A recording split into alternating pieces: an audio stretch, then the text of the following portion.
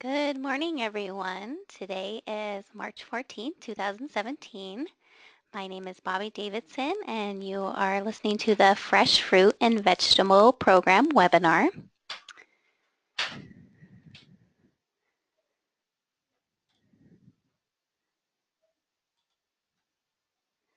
This webinar is being recorded and will later be posted on our YouTube channel and SlideShare account.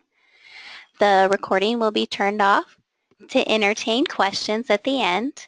You will be muted throughout the webinar, so make sure you use the raise your hand function to ask any questions. This webinar will be 30 minutes and will fall under the following professional standards learning codes: 3000 for administration and 3200 for program management. So the intention of this webinar today is to briefly go over what the FFVP is, and then to dive deeper into some topics sponsors are having difficulty with and problems we have found in site reviews. The FFVP is becoming a very competitive program, so any unsuccessful management of the program will be grounds for denial of your FFVP application, so returning sponsors, please keep that in mind. We will be going over the following topics: procurement, food safety, nutrition education, monthly claims, and budgeting your FFVP grant. So what is the FFVP? So the Fresh Fruit and Vegetable Program is part of the Farm Bill, and last year the USDA authorized $184 million to state authorities, and Nevada received nearly $3 million of that. It's offered to low-income elementary schools with a free and reduced lunch percentage of 50% or greater. And the intention of this program is to not only introduce children to a variety of fruits and vegetables, but to increase their exposure. This has been linked to affect their food preferences later in life. And for a more in-depth explanation of what the FFVP is, please check out our YouTube channel. And I provided the link to that on the slide. So the next topic we're going to talk about is procurement. And since this is a government program, it follows all the regulations that the NSLP program follows. And for those of you not in food service, what is procurement? It is any purchase of goods and services. And as stated in the Healthy Hunger-Free Kids Act, it is a responsibility of the school food authority to obtain the most economical purchase. So you want to make sure that you're using that government money wisely. So the first stipulation is to buy American, which means that school food authorities must purchase domestically grown food to the maximum extent possible. And there are some exceptions like bananas and other products that are generally not grown domestically. So keep that in mind. The other exception is school food authorities must contract competitively with any purchase of goods. So you're just ensuring that you're purchasing wisely. And you either conduct an informal or formal procurement process, which we will go over in the next slide. I included a quick reference sheet for you for informal and formal methods. As you can see here, any purchase under $3,500 is considered a micro purchase. You do not have to solicit a competitive process for this, but it is recommended, and you want to make sure that it is a reasonable price for the product you are purchasing. Anything over $3,500 but under $150,000 is still considered informal, but you do want to solicit 3 price quotations before you buy. If anything over $150,000 is considered a formal method, and there are 3 formal methods. There is a non-competitive proposal, and that's for anything which only one company is soliciting. For example, if you're soliciting energy or power, you're going to go with NV Energy because that's the only person that offers that. And then you have a sealed bid or a competitive proposal. A sealed bid, you're going to release an invitation for bid, and you're going to award that to award solely on price. So you're going to go with the best price for that product. A competitive proposal, you're going to release a request for proposal, and you're basing that on numerous factors, and you're going to score that application and award it to the highest scoring application. I included a few procurement resources for you. Our procurement webinar is listed on our YouTube channel, so make sure you watch that. It goes over all things procurement. And there is also a great School Nutrition Association article on procurement, and it's very useful, especially for our larger school districts that are going after these formal procurement methods. It goes over how to write an RFP, when it's appropriate to use, and examples of a good RFP. So please check that out. So next I'm going to switch to food safety. And this is not the most exciting topic, but it is very important to make sure all our students are safe. It's very important that you train all staff, including teachers that are serving the fruit and vegetables. If you're going with a cut produce option, it should be stored at 41 degrees or below. So make sure you're using coolers and ice packs for cold holding in classrooms prior to service. Use proper hand washing techniques prior to handling serving fruits and vegetables. And the Institute of Child Nutrition offers a great resource. It's a flyer and can stand as an SOP for proper produce handling techniques.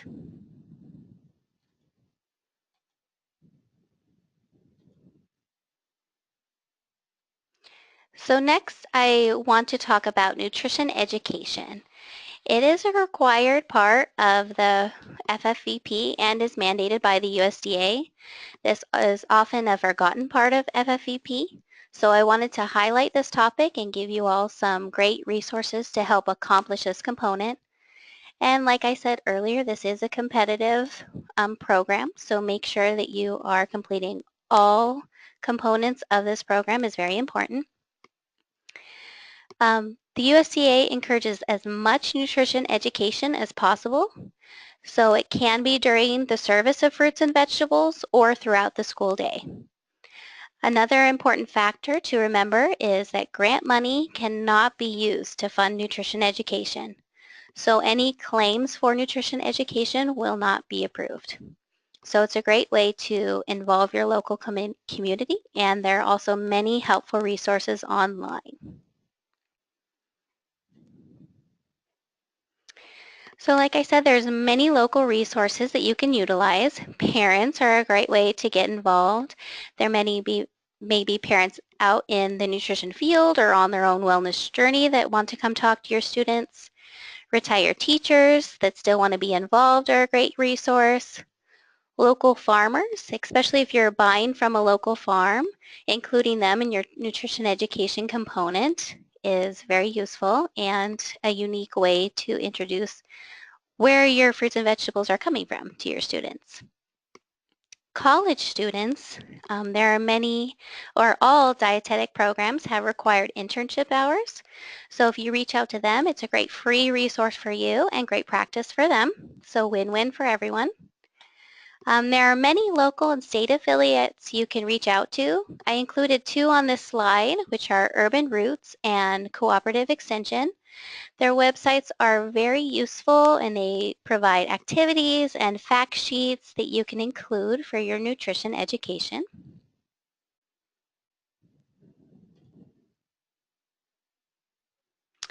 So there are also many online resources. This first one is a YouTube channel. It's called How Does It Grow? All their videos are under 5 minutes and they just go over various fruits and vegetables and how do they grow. There's a very interesting one on cranberries, which I had no idea how they grow, so please watch that. It's very interesting. The USDA Fresh Fruit and Vegetable Toolkit. It's very useful. It includes a handbook, best practices. There's also a section called Fruits and Vegetables Galore that includes fact sheets and coloring pages.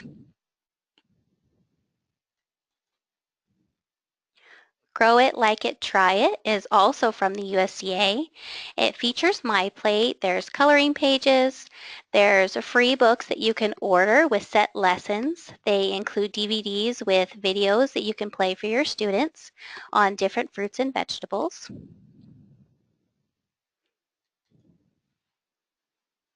Harvest of the Month is also a great resource. Many states have this throughout the country.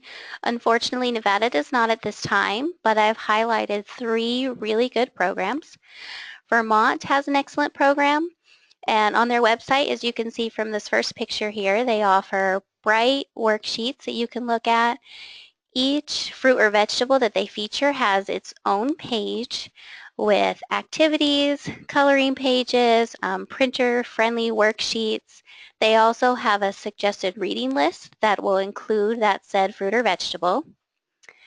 The Chef Ann Foundation also has a Harvest of the Month, and this is that bottom picture where you can see this bright coloring page with beets and includes a couple facts.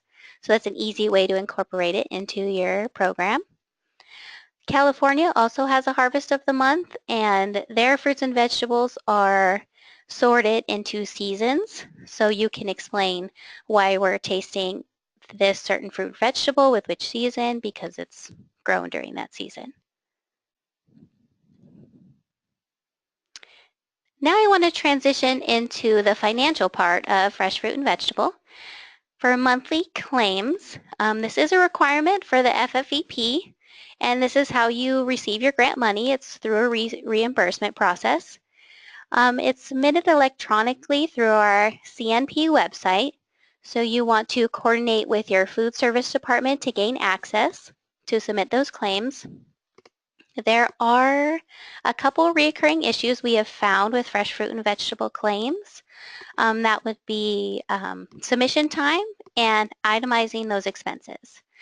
So you have 60 days deadline from the month claimed. So you want to make sure that you're submitting those claims in a timely manner. And you also want to make sure you're itemizing those expenses. Non-itemized claims make it difficult to decipher what exactly is being claimed and how that amount came to be. And this can hold up your claim. I included an example here, and it can be as simple as this. For your labor, if you're paying someone $10 an hour and they work 15 hours for that month, it equals $150. This is going to speed up that process and get you your money sooner. There's also a step-by-step instruction guide in our previous FFVP webinar, and I posted that link in slide 3, so make sure you check that out.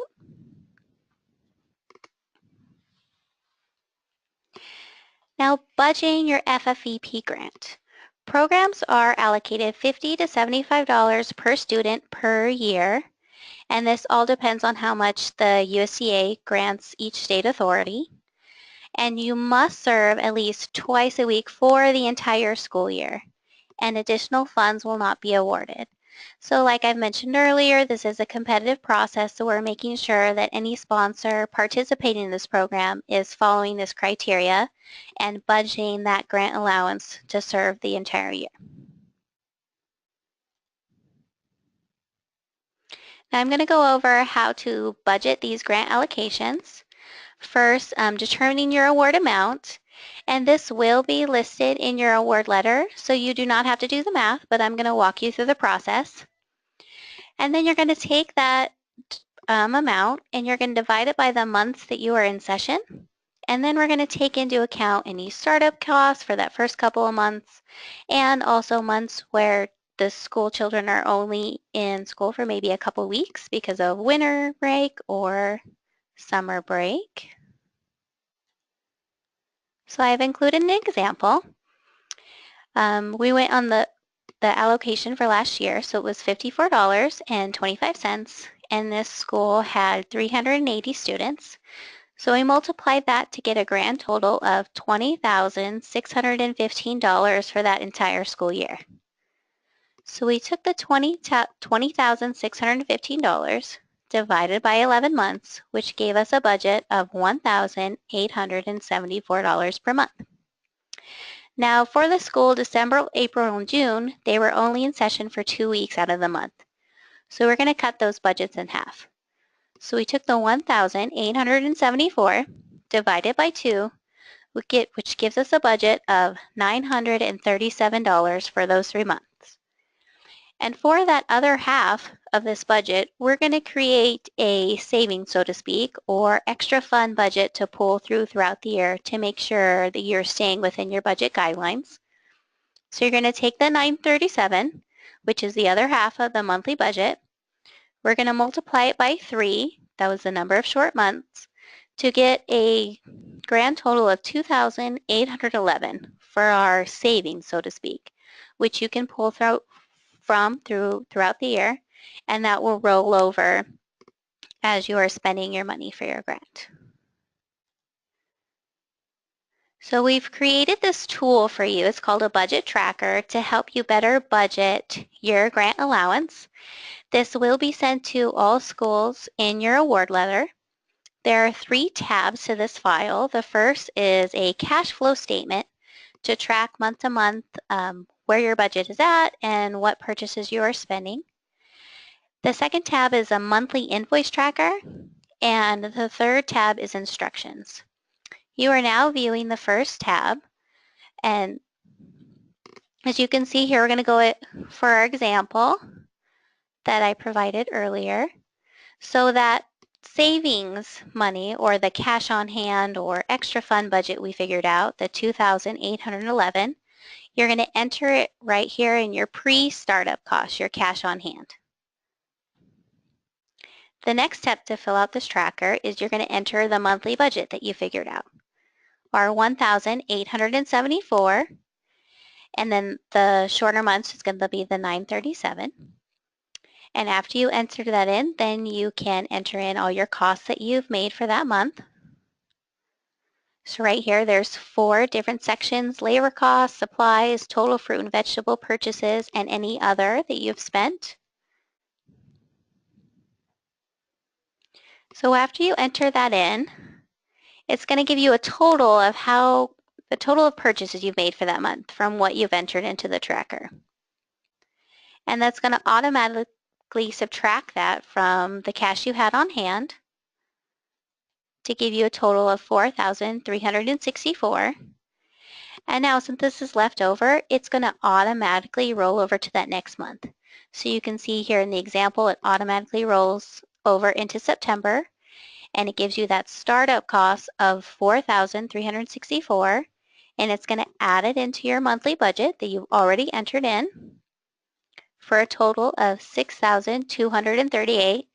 And you're going to follow the same steps for that next month by entering your total purchases, and it will minus it from that total available cash on hand.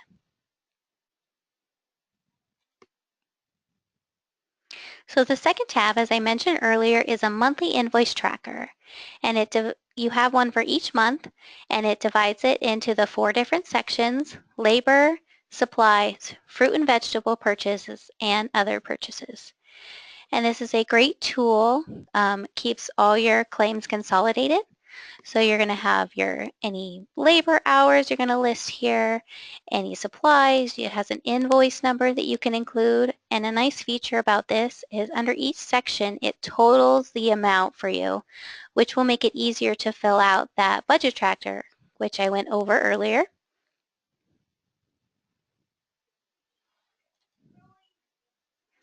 And that last tab is also useful when you are submitting your claims, because you will have all the information right there to enter it in. Now, some budget tips. It is not a requirement for students to have an entire serving of fruit or vegetable, so make sure you utilize sample sizes. You may use pre-cut or prepared fruits and vegetables to cut down on labor expenses. You also can use fruit and vegetables grown in your school garden. And this is a great way to integrate your school garden into the FFVP. It keeps costs low, it introduces the school garden into your school, and it has a built-in nutrition education component to it because you know exactly where these fruits and vegetables are being grown. You can also use FFVP funds to purchase these fruits or vegetables. And so that money is going right back into your school garden, making it yield more fruit and vegetables. So it's all around a great resource to utilize.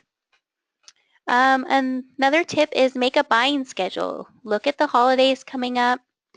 If you know that not a lot of students are going to be there the day before winter break, make sure you're not serving on that day or ordering lots of fruits and vegetables. You want to reduce waste and spoilage and make sure you are making that money count.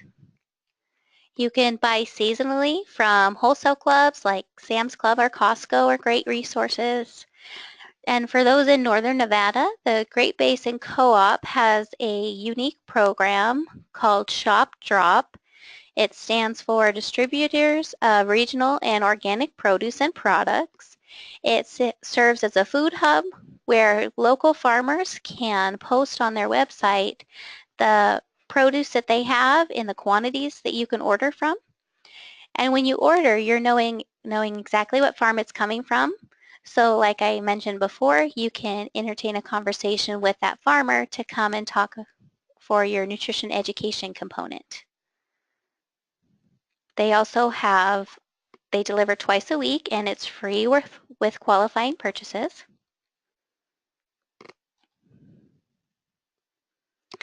We have a new application and it is live on our website now along with our RFA. Much of the same questions are found on this application. It has been reformatted. A budget proposal has been included to make sure that you have plans to budget that grant money throughout the entire year. We've formatted to hopefully make it user-friendly with a district section being in the front, and then any schools you can fill out those in those subsequent pages. All eligible principals have been notified, and also the due date has been changed to April 21st. So we gave you an extra week to return those applications. And a new feature this year, we are accepting email applications. So you may still mail or hand deliver, but email is another option. So important dates to remember, March 10, 2017, our RFA and application were released. So again, they are on our website. April 21st is the due date, and they are due by 5 p.m. to me. So mail, hand delivered, or email are accepted. May 12, 2017 is when we anticipate giving the awards out, and that's pending our federal notification. So as soon as we know, we will let you all know of your award. There is also a new fresh fruit and vegetable handbook, and the format has been updated, and we made it more seamless to the USDA FFVP handbook. There's a table of contents for easy use, and it is a great link and resource, and it should be utilized by all sponsors in the fresh fruit and vegetable program. Are there any questions?